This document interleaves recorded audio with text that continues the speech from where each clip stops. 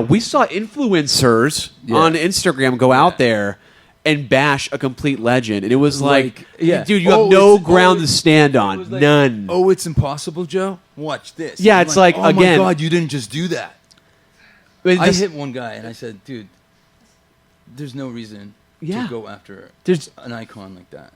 I left a message because I don't defend myself, but I had to defend Joe. Right. You know what I mean? But I think, I don't know if it was live. I don't know if it was live or if it was like shot for future broadcast.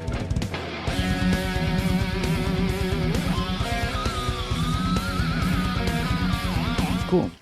Well, you also played with Joe Satriani last year and Steve Vai, right, for G3? Yes. You guys hopped on stage, and we did an interview. A couple months ago. Yeah, we did the Monsters of Rock cruise. We interviewed Joe Satriani, and I brought up Phil purposely. And he goes, I think he said, you're a ball of energy, right? This force of nature. I love hearing that. So, okay, this is a little bit of a switch up real quick.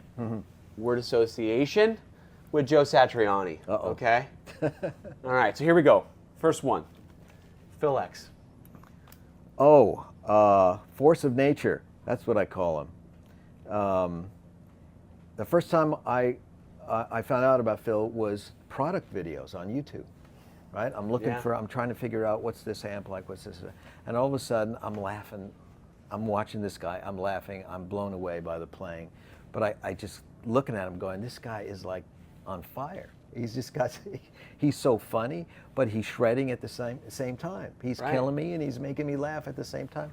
And I'm thinking, one of these days I got to meet this guy, and we wind up on a festival in the Czech Republic at like some beer festival.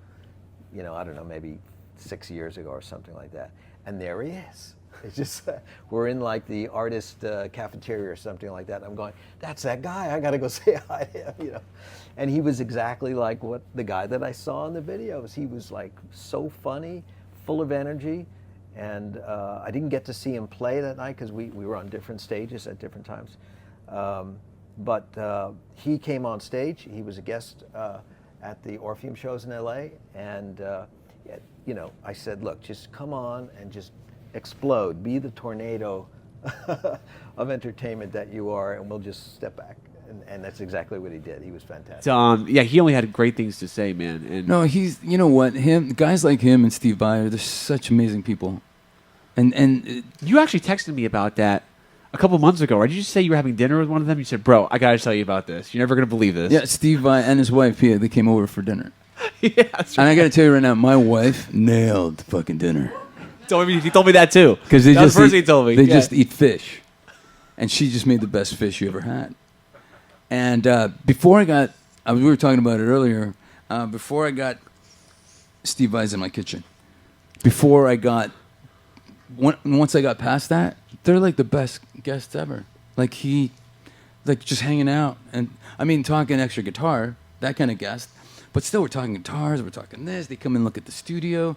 She takes a picture of the giant pile of pedals on my floor because, oh my God, that's the biggest pile of pedals I've ever seen. I go, it's called lack of organization. But I'm like a mad scientist when I'm recording. I'm like, try this pedal, try this pedal, try this pedal until they get the right tone and then move on, but not put anything back. That's how I work. It's kind of like my mess. But at the same time, it's just, then it's like Steve Vai's in my studio. Holy, this is crazy. So then we talk about, hey, why don't you come over to my studio and we can jam and we can do some stuff. And I'm like, wow, okay, great. Isn't that wild? Because he really liked the sounds I got on the Oriente record. Oh. And he wanted to pick my brain on what guitars and amps we used to do that record because he liked how it sounded. So that was kind of cool.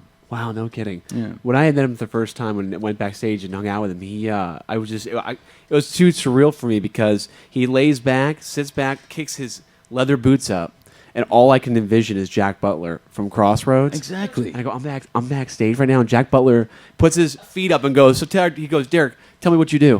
And I'm like, oh my gosh, this is surreal. This is the craziest thing I've ever seen. But put the guitar down, normal super cool guy. guy. It's normal guy.